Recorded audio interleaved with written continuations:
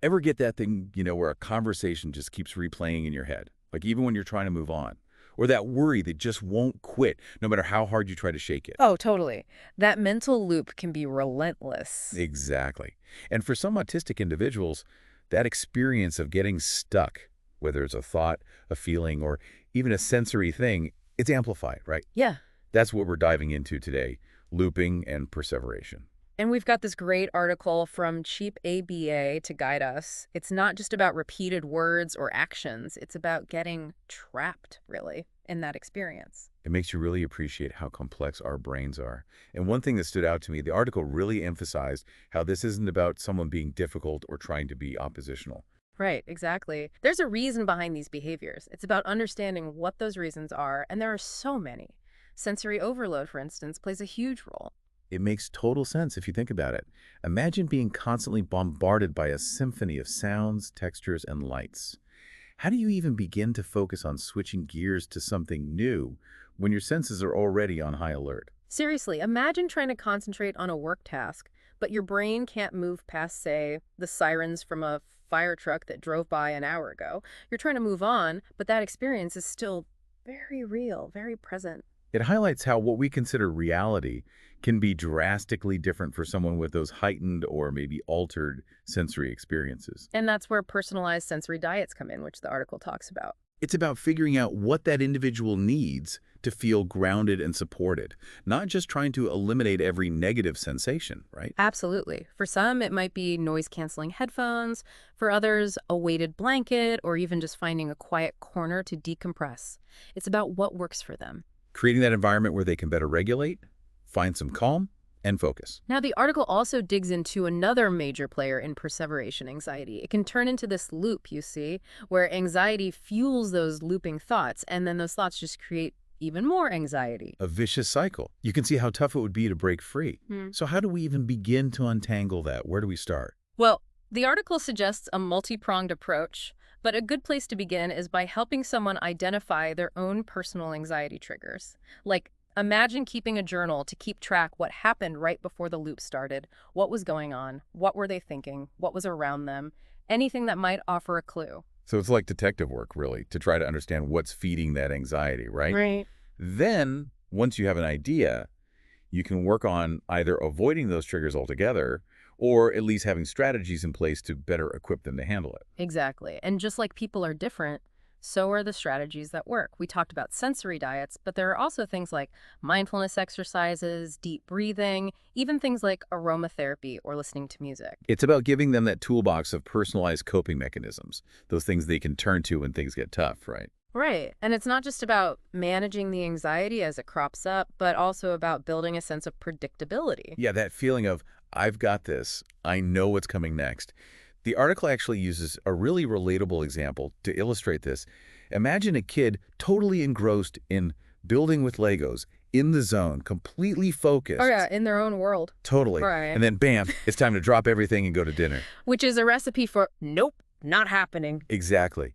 That sudden shift in focus, without any warning or preparation, can be unbelievably difficult for someone who struggles with perseveration. Now picture that scenario, but swap out the Legos for, say, a work task, a social event, even just trying to wind down at home. And suddenly it's not just about Legos anymore, it's everyday life. Exactly. That's why recognizing those signs of perseveration is so important. It's about offering support and understanding instead of assuming someone's being difficult or defiant. Which leads us to another really important question. What are some of those telltale signs? What should people be looking out for? The article breaks down a few common ones, but it's key to remember that perseveration doesn't look the same in everyone. Right. It's not one size fits all. Everyone experiences it differently. Oh, So let's dive into some of those signs. Like, imagine someone who keeps replaying a past event in their mind, almost like it's on a loop. right. It's like a broken record. They just can't seem to get past it. Or think about those really strong emotions, anger, frustration, and how hard it can be to move on from them. Yeah, you get stuck in that feeling. Exactly. Those are some big ones. But it can be a lot more subtle, too, you know? Like, ever find yourself asking the same question over and over again, even after you've gotten a clear answer? Or giving the same answer to totally different questions, like their brain got locked on one particular track and can't switch off of it. Yes. It's like having a conversation with someone who's stuck on repeat. And that's where understanding what's really going on becomes so important. Because what might look like stubbornness to one person might actually be perseveration. It might look like someone's just choosing to be difficult when really it's something else entirely. Exactly. It might be tied to sensory overload or anxiety. It could be related to challenges with flexible thinking. It's not always obvious from the outside. It reminds us that behavior is communication, and sometimes we need to look a little deeper. But knowing those signs is just the first step, right? Yep. How do you actually help someone when they're feeling stuck? How do we support them through that?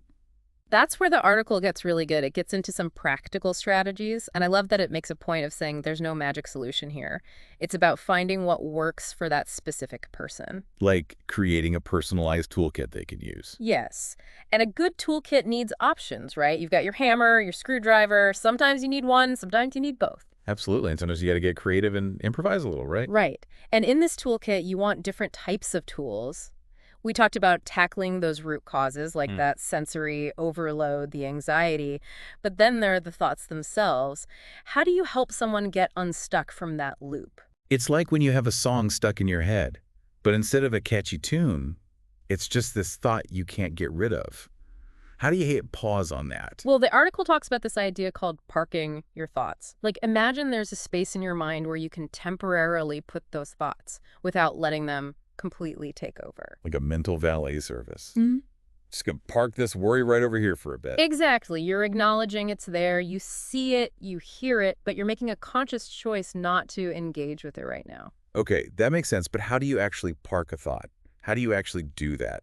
Well, there are some practical things you can try. One is to actually visualize a parking lot. Seriously, picture yourself driving that thought over to its spot and leaving it there. I love that. Or even just writing those thoughts down, like you're physically taking them from your mind and putting them somewhere else. Exactly. It's like saying, okay, I hear you, but I'm not dealing with you right now. You're in the parking lot. We'll revisit when I have the time and headspace. When you put it that way, it feels a lot more manageable, right? That's the idea. And you can even take it a step further. Decide when you're going to come back to that thought. Maybe it's later that day during a designated worry time, or maybe it's something you need to process with a therapist. The key is you're not ignoring it. You're choosing when and how you're going to address it. It's about taking control, not letting it control you. But sometimes, even with the best laid plans, those thoughts can really take over. That's when finding healthy distractions can help. Totally agree. Remember those enjoyable activities we talked about earlier? Getting engrossed in something you love, something rewarding, can really help hit the pause button on that perseveration. It's like giving your brain a much-needed break. Right. A change of scenery. Exactly. Think about activities that make you feel good. Maybe baking, reading, music, spending time outdoors, things that really engage your senses in a good way. It's about nourishing your mind and spirit, giving yourself permission to step away and recharge. And just like there's no single solution for dealing with perseveration, there's no single right answer when it comes to those activities. What works for one person might not work for another. Exactly, it's personal. The key is to be curious and to experiment. Figure out what brings you joy, what helps you feel grounded and present. What works for you to quiet that mental noise and find a little bit of peace? Because let's face it, sometimes those thoughts and behaviors, they feel completely overwhelming, even with all the tools in the world. Oh, absolutely. And that's when it might be time to think about professional support. Sometimes you need someone in your corner who can help you navigate those tougher moments. But what if you're not the one experiencing perseveration directly? Yeah. What if you're a parent, a teacher, or a friend who wants to support someone who is? What advice would you give them? It all comes back to understanding and empathy, doesn't it? Meeting someone where they are rather than judging or getting frustrated. For sure. And a big part of that is educating yourself.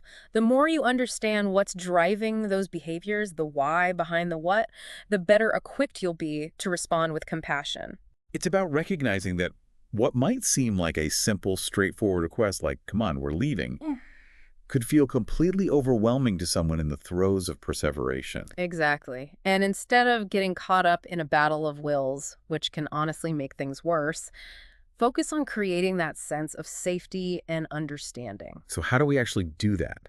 How can someone approach that situation in a way that feels supportive? First and foremost, remember that patience is huge. It can be really helpful to just acknowledge what they're experiencing. Maybe say something like, hey, I can see you're really focused on this right now. Is there anything I can do to help you move on to what's next? Right, because it's not always about forcing them to just snap out of it. It's about validating their experience. Exactly. And if they're open to it, maybe gently guide them towards one of those coping strategies they've found helpful.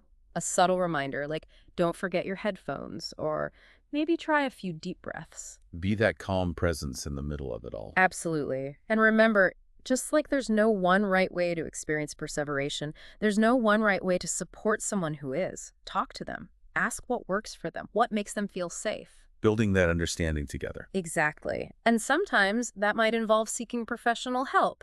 A therapist, maybe, who specializes in autism, they can be a huge support, both for the person experiencing perseveration and for their loved ones. It's about building that network of support, those people you can turn to for help and understanding, because you're not alone in this.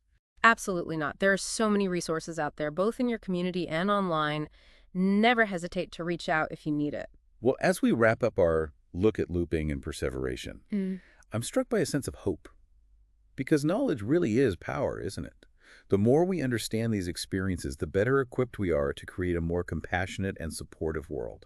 Absolutely. It's about shifting that perspective.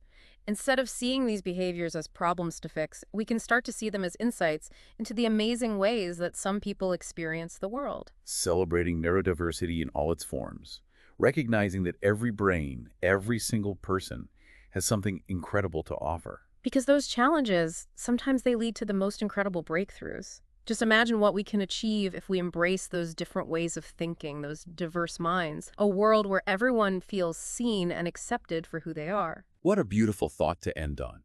And to our listeners, we'd love to hear your thoughts. If you could design a world that truly supports neurodiversity, what would that look like? What changes, big or small, would you make? Let that be something you keep in mind as you move through your own journey. And remember, you're not alone.